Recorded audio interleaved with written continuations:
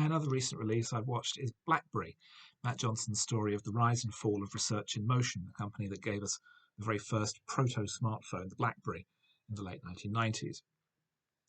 It's a fascinating story, apparently quite a heavily fictionalized one, but boils down to the company then operating effectively as an office above a strip mall, pitching itself to venture capitalist Jim Balsillie in Canada in 1996. Balsillie was then fired from his current job and went to work at BlackBerry, at Research in Motion rather, imposing himself as a force of nature, unwilling to take no for an answer and advance the company at any cost. He successfully pushed them to develop a prototype, figure out the major problems that led to it crashing systems, and eventually turn it into a major new accessory, the key business item of the year 2000. However, soon things started to go wrong, ambition gets out of hand, greed becomes unstoppable, and the company eventually self-destructs.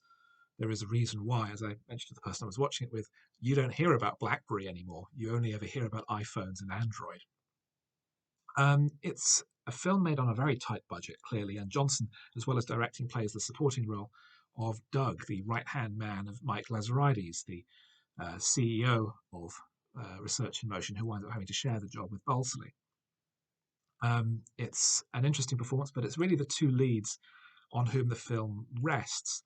Glenn Howerton, best known for It's Always Sunny in Philadelphia as Balsillie, and Jay Baruchel as Lazaridis. They're very different characters. Balsillie is loud, intimidating, apparently seemingly borderline psychotic, whereas Lazaridis is a quiet introvert who is focused and obsessed with his work. Particularly his fixation on not exporting the company's manufacturing to China, as it will mean that he no longer has quality control over the product itself. He is obsessed with almost building each individual BlackBerry by hand, whereas Balsillie is simply trying to make the most successful business he can. It leads him to get sidetracked in other potential investments whilst the company is in serious trouble. I found it to be incredibly engaging, incredibly interesting, even though it's generally playing quite fast and loose with the facts. The central relationship I found very interesting, and it's directed in a very light, unusual style. It often feels very fly on the wall, with people filmed through glass or from behind objects, as though we're eavesdropping on events rather than actually observing them in a traditional sense. Performances throughout are extremely strong. Howerton in particular completely eats up the screen.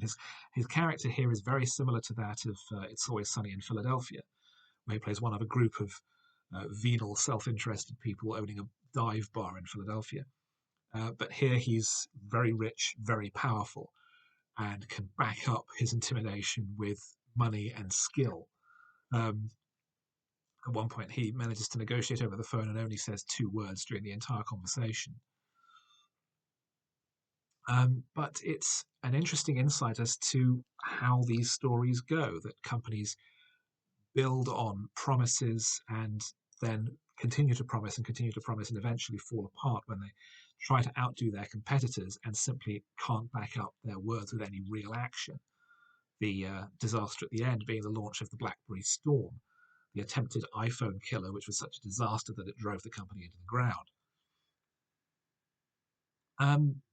I really like this overall. It's, I think, one of my films of the year, and a very interesting insight into corporate culture, but grounded with a very engaging story, funny dialogue, believable characterization, and some excellent performances. And as such, I recommend it very much.